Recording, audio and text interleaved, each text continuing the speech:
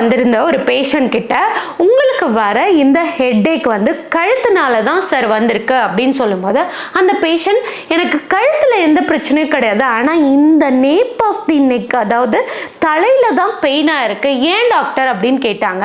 நீங்கள் புரிஞ்சுக்க வேண்டியது ஒரு விஷயம் என்ன அப்படின்னு பார்த்தோம்னா, உங்களுடைய பிளட் சப்ளை அதாவது பிரெயினுக்கு போகக்கூடிய பிளட் சப்ளை எல்லாமே இந்த கழுத்து வலியில் இருக்கக்கூடிய வெர்டிப்ராஸ் அதாவது கழுத்து எலும்பு வலியில் தான் போகுது. அதை நான் உங்களுக்கு இந்த இமேஜஸில் காமிக்கிறேன் பாருங்க.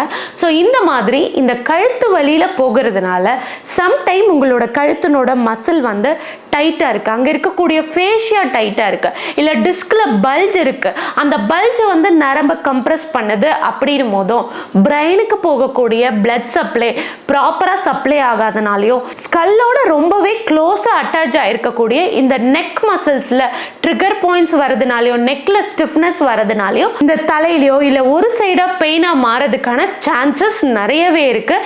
ஏகப்பட்ட பேர் இப்போ இருக்க ஜென்ரேஷனில் இந்த பெயினோட அதிகமாக வராங்க.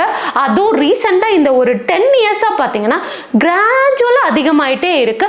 ஸோ இந்த மாதிரி ப்ராப்ளம் உங்களுக்கு இருக்கு, நிறைய டாக்டர்ஸ் கிட்ட போயிட்டும் எந்த ப்ராப்ளமும் இல்லை அப்படின்றத வேற சொல்லிடுறாங்க அப்படின்னா கீழே இருக்க நம்பருக்கு கான்டாக்ட் பண்ணுங்க. தேங்க்யூ.